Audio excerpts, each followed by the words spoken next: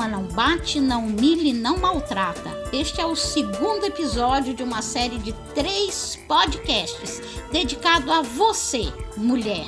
Presta atenção. Você que sai de casa um pouco preocupado e entra no bar pensando em melhorar. Estamos entrando no ar com mais um podcast de variedades. Um programa de mulher. Cachorro e até no papagaio e bate.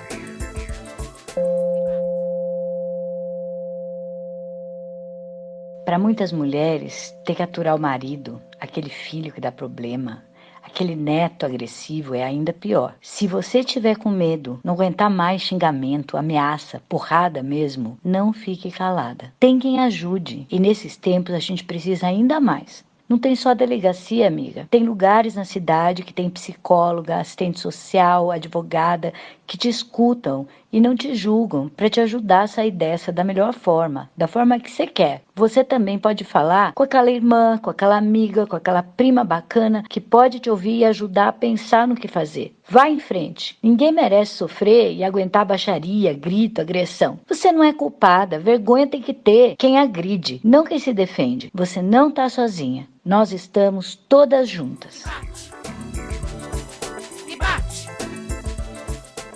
Amiga, presta atenção. Sem essa de se arriscar. Nem em casa e nem na rua. Não se deixe intimidar. Te xingou, ameaçou, te humilhou. Pois é, o amor já acabou.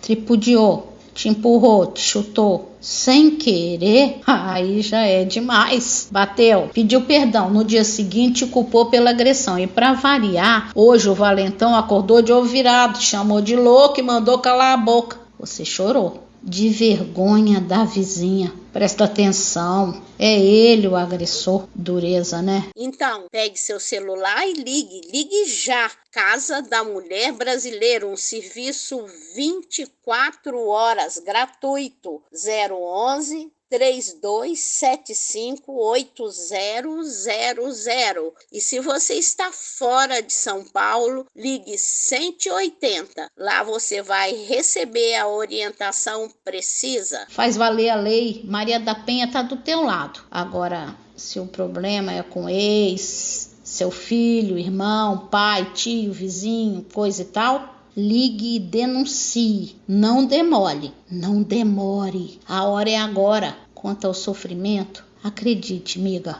vai passar. É igual de muitas mulheres. Você não tá só. Não vamos nos calar. Somos muitas. Somos fortes. Só falta juntar.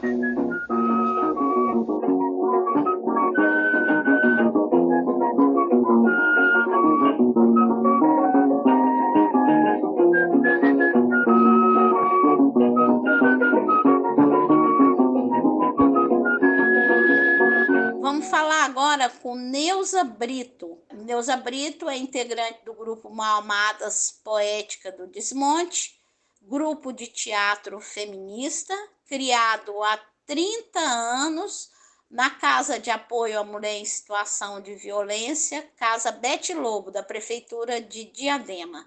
Neuza é atriz e artesã. Neuza, quantos anos você viveu com seu companheiro até ele morrer? 34 anos. Quando foi que você percebeu que existia violência, que essa relação não era uma coisa normal? Essa relação, como ele te tratava? Olha, com ele, não só com ele, mas com vários, até os outros namorados, eu já tinha passado por bastante tipo de violência. Só que eu não sabia que era violência. Eu achava que era normal. Aí eu só fui perceber que era violência depois que eu apanhei e passei pela Casa de Apoio à Mulher Vítima de Violência. E lá eu comecei a saber o que era violência. Então eu analisei, estou sofrendo violência desde quando eu namorava. Quais eram os tipos de violência que você começou a perceber? Quando eu namorava com ele, quando a gente saía, eu tinha que sentar no canto do ônibus, que era de ônibus, não era carro, né? No canto do ônibus e abaixar a cabeça para não olhar para quem estava de pé. Principalmente se fosse homem. Tinha que deitar no ombro dele e ficar de cabeça abaixada. Dava o horário de saída e o horário de chegada. Então sempre quando saía, eu tinha que pedir autorização e que já chegou, se não chegou.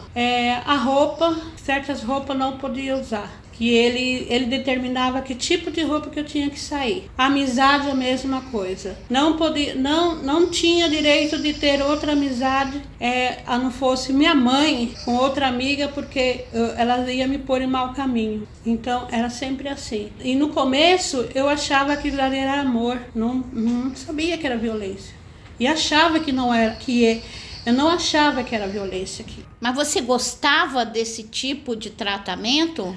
Não, gostar eu não gostava, que muitas vezes eu até falava que eu não ia obedecer, mas acabava obedecendo. E quando ele te bateu? Quando ele me bateu a primeira vez que ele levantou a mão para mim, aí eu revidei também, né?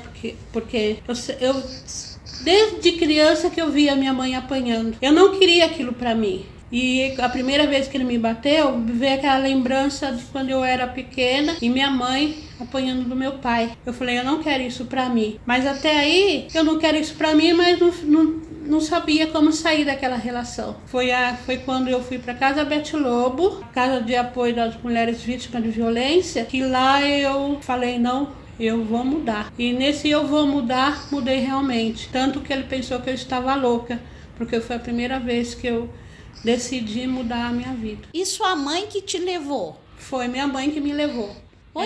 E sua mãe achava que aquilo era violência? Como ela apanhava demais, então ela revidava. Então ela falava assim, ele vem, eu também dou. E você acha isso bom? Não, de jeito nenhum. É um risco que as mulheres correm, né? Hoje tem as casas de apoio e que nós vamos deixar descrito aí como ser atendida nessas casas de apoio à mulher, como a casa brasileira, a Casa da Mulher Brasileira, que é uma casa que tem todo tipo de atendimento. Nós vamos deixar o telefone aqui para as mulheres que precisarem desse tipo de serviço para as mulheres.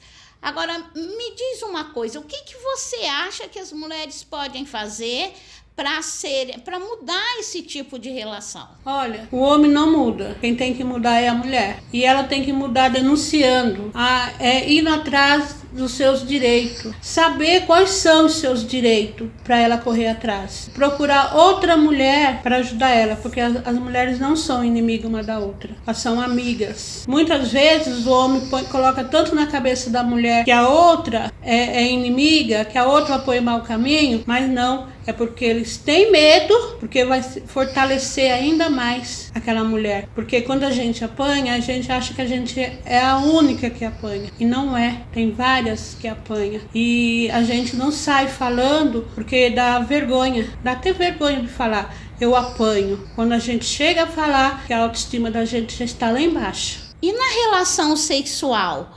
Existia prazer nessa relação? Depois de um tempo... não tinha mais prazer, era ódio.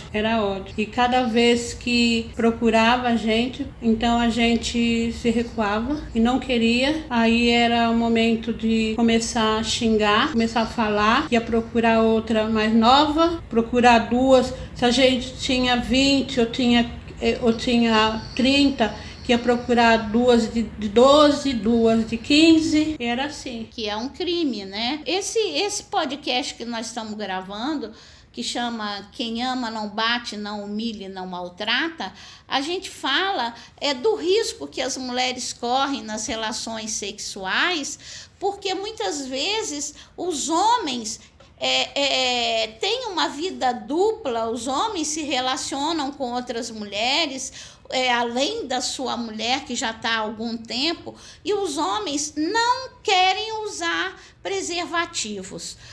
Você acha que as mulheres realmente correm risco de serem infectadas com doenças sexualmente transmissíveis ou HIV, porque não estão se prevenindo, não estão usando os preservativos? Olha, antes até que a mulher se submetia a ir para a cama sem preservativo.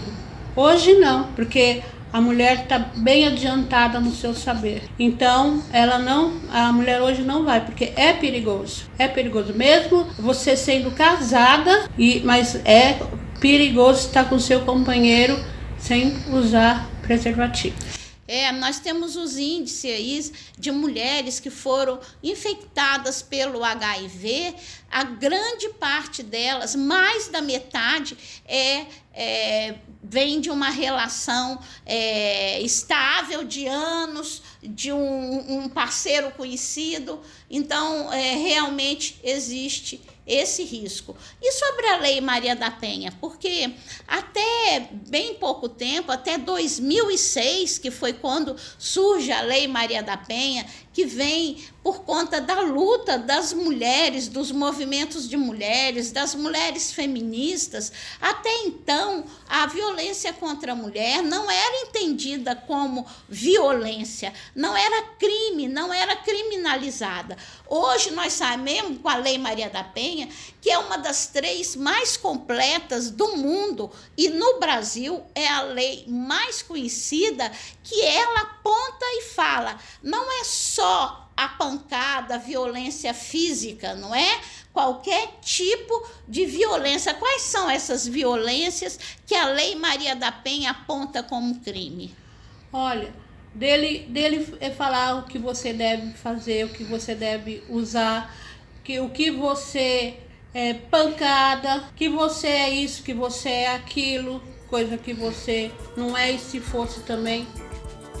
Você que sai de casa um pouco preocupado e entra no bar pensando em melhorar e volta pra casa ainda mais atrapalhado, aí você é errado.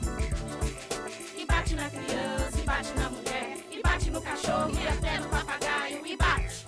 Sobre machismo, misoginia, masculinismo e violência de gênero do homem contra a mulher. Então eu falo a partir de conceitos teóricos, né? E também a partir de pesquisas empíricas, né? Com homens que cometeram tais crimes. Então o machismo primariamente é o poder do macho sobre a fêmea. E essas diferenças entre macho e fêmea, né, são levadas a desigualdades, dando privilégios ao homem, né, ao macho. Daí o masculinismo, que é um privilégio de gênero, né, de ser masculino nessa sociedade. Privilégio da masculinidade hegemônica. Por que hegemônica? Porque mesmo que o homem ele não tenha em si, no seu corpo, tais privilégios e até mesmo direitos, mas ele não abre mão de uma hegemonia que a sociedade patriarcal dá ao masculino. Uma hegemonia de uma carga subjetiva de privilégios. Daí a aversão à mulher, né, que é a misoginia, a aversão ao universo feminino, a negação do feminino. Porque se todos os privilégios e direitos são dados para um gênero, né, o masculino, então, ele começa a ter aversão ao outro, ao seu oposto, que aí numa sociedade binária, né, o feminino é o oposto do masculino. Daí é toda a violência, né, desse feminino. Por que os homens atacam o corpo e o que constitui o feminino? Né? Porque nessa relação binária, né, constitui o seu oposto. E é esse oposto, o lugar, que o condena o homem também a um lugar, a um modo de ser, a um modo de desejar. Então, para ele se libertar dessas obrigações de ser, estar e desejar, ele mata esse lugar que fisicaliza tudo isso, que é o corpo da mulher. O machismo considera a diferença entre homens e mulheres, assim, sendo que homens é para a vida pública e as mulheres para a vida privada. A misoginia é a repulsa ou desprezo pelas mulheres.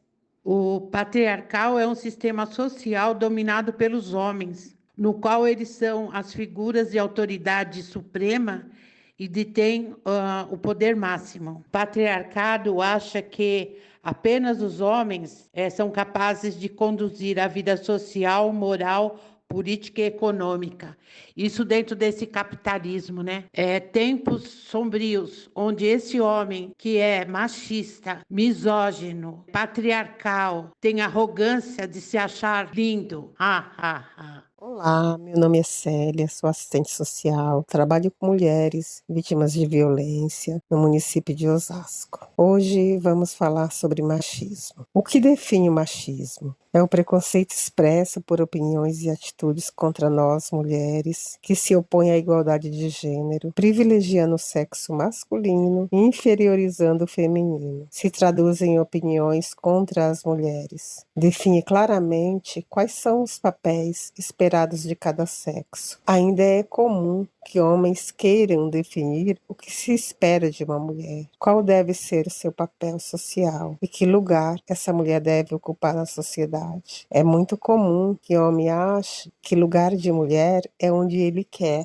Então, amiga, o que é que eu acho dos homens que maltratam as mulheres? Olha, amiga, eu vou te falar uma coisa. Com todo rigor do fundo do meu coração, o homem que ele maltrata a mulher, ele é um mau caráter, ele é um sem vergonha, ele é um safado, ele é um ordinário, ele não merece ter nem a mãe dele como mulher na vida dele. Imagina outra pessoa. Nem a mãe dele ele merece ter na vida dele como uma mulher. Imagina uma outra pessoa. É isso que eu penso de um cara que maltrata uma mulher. Eu nunca tive isso na minha vida. Graças a Deus, amiga. Graças a Deus. Nunca tive isso na minha vida até agora. E não é da agora para frente que eu vou ter. A minha opinião, isso é um verme. É um verme. É essa a minha opinião. É essa a minha opinião. Que é machismo, né? Machismo é um cara, né, que... Uma pessoa, né, que acha que é o dono de tudo, né? Tem uma pessoa e acha que é propriedade dele, exclusiva, tem que estar, né, à disposição ali. Para mim, machismo é assim. Uma pessoa, só ela pode tudo, só ela quer por cima da carne seca e a gente não é nada. Vamos impor. Aí eu falo assim para você, só eu que posso fazer isso, só eu que posso tudo. E põe você lá embaixo. Você entende? Para mim, eu entendo como isso. Meu nome é Luciana Ramin, né? Eu sou produtora, gestora cultural, pesquisadora, artista também. Para mim, misoginia é essa versão, né, desse ódio que homens têm, né, sobre mulheres e também sobre qualquer coisa que remeta ao feminino. Então, a gente vê claramente, assim, uma certa intolerância, né, e até propagação mesmo de ódio, de atitudes de raiva e terror em relação a comportamentos, em relação à própria existência da mulher, né, essa aversão a qualquer coisa que venha das mulheres. E embora pareça algo muito distante, é algo bastante presente, né, eu acho que parte também de uma intolerância a qualquer comportamento feminino que fuja um pouco também de alguma regra normativa, né? E principalmente a não aceitação, né, dessa mulher como alguém também em pé de igualdade, né? Alguém que pode pensar, que pode produzir pensamento, que pode ter autonomia sobre seus atos, né? Então muitas vezes também a própria misoginia ela é disfarçada, né, através de dispositivos, né, masculinos, como a ideia de posse, os ciúmes, né, o controle, controlar esses corpos também, de certa forma, é querer dominá-los, né, é ver como um inimigo. Eu reconheço, né, aí nesse comportamento masculino um aspecto também de misoginia. Não sei se é exatamente sobre isso, porque muitas vezes a gente atribui, né, o machismo a uma violência declarada, muitas vezes física, né, quando na verdade existem vários tipos de violência, né, contra a mulher, que hoje nós conseguimos mapear e ver elas de uma forma mais clara, né, como as próprias relações tóxicas, né, e que também carregam aí, eu acho que traços muito fortes de misoginia. Acho que existe, né, esse ódio declarado, manifesto, né, através de ações horríveis, né, quando as mulheres são mortas de forma horrenda, né, quando elas com requintes de violência, de crueldade, mas existe também essa misoginia que ela é velada, né, que ela reprova os comportamentos femininos, a própria emancipação feminina, né. Então acho que aí também eu reconheço, né, como mulher, traços também de ódio, traços de intolerância, de aversão às mulheres. O agressor, ele é um homem alto, branco, loiro, ele é baixinho, moreno, barrigudo, barbudo, sem barba. Ele é empresário, ele é gerente de banco, comerciante, gari. Ele tem a minha idade, a sua. Eu sou Ana Flávia, Pires Lucas de Oliveira, eu sou médica sanitarista, sou professora doutora da Faculdade de Medicina da USP, no Departamento de Medicina Preventiva, sou feminista, sou da Rede Não Cala, que é a rede pelo fim da violência de gênero e sexual na Universidade de São Paulo, trabalho com pesquisa e atendimento e treinamento dos profissionais da rede com violência contra a mulher há mais de 2 décadas. Quando a gente pensa em violência contra a mulher e saúde, a primeira imagem que vem à nossa cabeça são as lesões físicas que a violência pode provocar. O olho roxo, o braço quebrado, o dente, a boca machucada, rasgada. Mas quando a gente chega mais perto de mulheres que vivem situações de violência ou viveram no passado, a gente começa a ver um leque grande de consequências para a saúde que vão muito além desse trauma físico da pancada. Viver numa situação de tortura cotidiana, viver numa situação de desqualificação, de medo, terrorismo, fazer mal para a saúde. Na dimensão da saúde reprodutiva e da saúde sexual, viver com alguém que você não gosta, que te maltrata, torna os encontros sexuais muitas vezes desagradáveis, indesejados. E essas relações, elas são de muito pouca negociação em termos de proteção, de uso de camisinha, muito pouca ou nenhuma, né? Nenhuma negociação quando você está, de alguma forma, assustada, submetida, oprimida, explorada, numa situação em que você não tem controle e integridade, da sua própria integridade corporal. Então, nessa dimensão, as relações sexuais são muito mais propícias a causarem gravidez indesejada, infecções sexualmente transmissíveis, seja pelas lesões decorrentes de relações sexuais violentas, seja pela dificuldade de negociar outros relacionamentos e a possibilidade do uso da camisinha e da proteção, seja pelo enorme impacto na saúde mental das mulheres e sensações de desvalia, de culpa, de tristeza, que estão relacionadas à depressão, sintomas ansiosos, dificuldade de se colocar e se proteger e se cuidar e também de cuidar dos outros. A sensação de desvalia, de incapacidade de poder gerir a própria vida e de poder fazer as próprias coisas e decidir sobre o próprio corpo, traz também sensações de doença que muitas vezes não são nem diagnosticadas pelos profissionais. A gente chama isso de queixas vagas.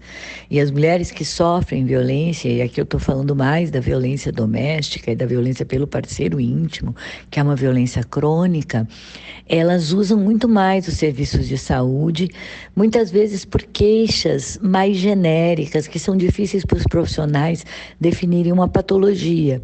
Então, um bolo na garganta que sobe e desce, dores pelo corpo todo, sensações de adormecimento de partes do corpo ou paralisia, são sensações de pessoas que estão vivendo uma situação de violência constante, consistente, que tem medo, que tem raiva, que reage, mas que o próprio corpo também fala.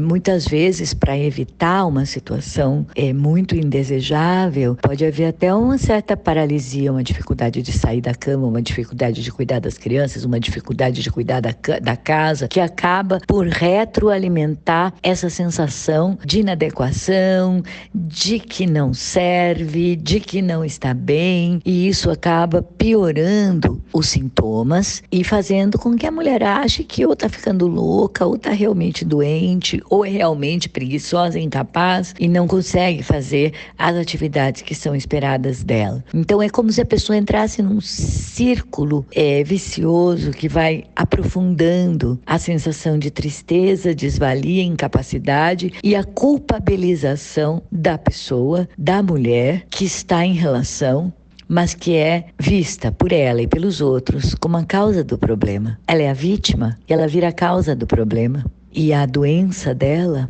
acaba sendo vista como também causadora do problema, que na verdade está na raiz do sofrimento mental e físico de milhares, milhões de mulheres ao redor do mundo. Então a questão da violência ela é muito importante ser enfrentada para promover a saúde das mulheres e que para que as mulheres possam ter a sensação de dignidade e controle, autonomia sobre a própria integridade corporal e possam brilhar e fazer e produzir e cuidar. Mas para a gente poder ser livre, poder falar, poder produzir, poder cuidar, a gente não pode ser oprimida, a gente não pode ter medo de gritos, ter medo de esculacho, de injúria, de difamação e de agressão física. A gente não pode ter medo das armas que estão nos cercando, das armas apontadas para a nossa cabeça. Uma vida livre de violência